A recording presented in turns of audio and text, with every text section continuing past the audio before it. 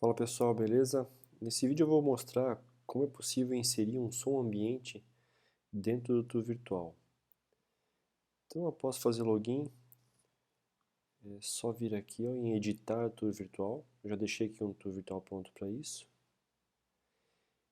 E eu só preciso carregar um arquivo MP3, tá? Um arquivo de áudio MP3.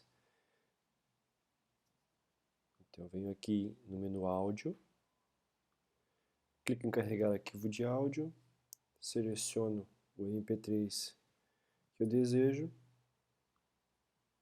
e carrego ele para o tour virtual.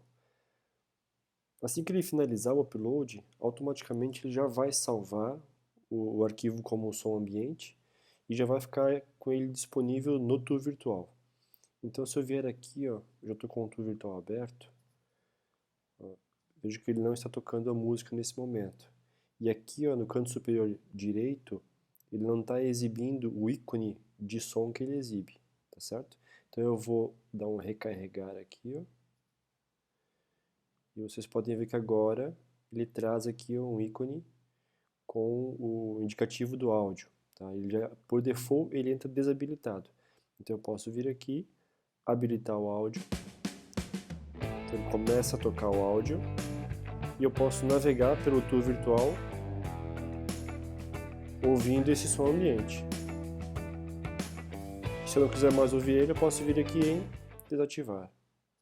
E para remover o som ambiente do tour virtual, eu posso voltar aqui no meu passeio virtual, excluo o áudio do projeto e salvo.